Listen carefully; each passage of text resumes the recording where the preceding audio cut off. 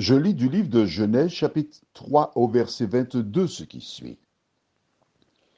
L'Éternel Dieu dit, voici, l'homme est devenu comme l'un de nous pour la connaissance du bien et du mal.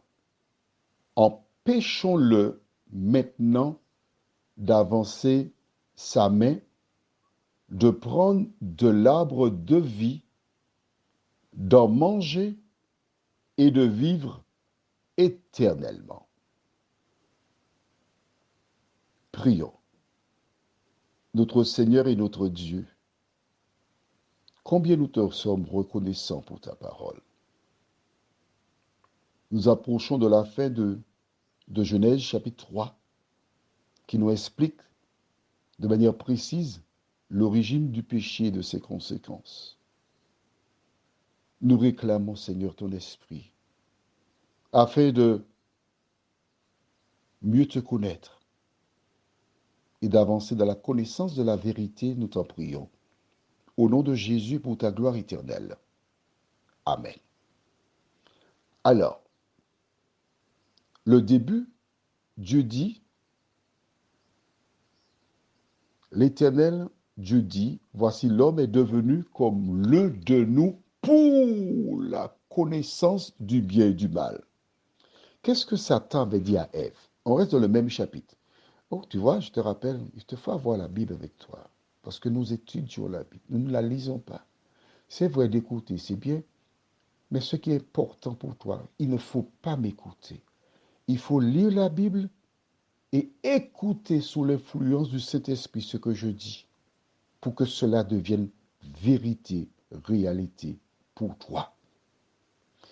Qu'a-t-il dit, l'ennemi? Lisons le verset 4 et 5. Alors le serpent dit à la femme, vous ne mourrez point.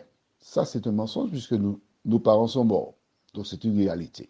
Deuxièmement, mais Dieu sait que le jour où vous en mangerez, vos yeux s'ouvriront et vous serez comme Dieu, connaissant le bien et le mal. D'accord? En disant cette partie-là, il a dit la vérité, puisque Dieu dit la même chose. On est d'accord? Ou le piège. Dieu a dit, ils sont devenus comme nous dans la connaissance du bien et du mal. C'est exactement ce que le diable a dit. Mais note bien qu'avant de dire cela, il a dit à Ève, vous ne mourrez point. La première chose qu'on dit dans le domaine psychologique, c'est ce qu'on retient. À l'idée que, paf, vous ne mourrez point, c'est ce qui a omnubilé Ève, qui a rempli son cerveau. Je ne vais pas mourir.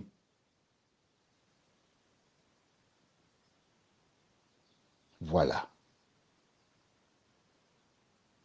Beaucoup de personnes passent chez toi, te parlent de Jésus, te présentent 90% de vérité, mais il y a 10% d'erreur là-dedans. Imagine que c'est une boisson. Et dans cette boisson, dans un litre, on te met 10 centilitres d'arsenic. Peux-tu consommer la boisson? Non, elle est empoisonnée. Il en est de même. Lorsqu'on mélange la vérité à l'erreur, c'est un piège du diable. Mais note bien, il a dit, empêchons-le.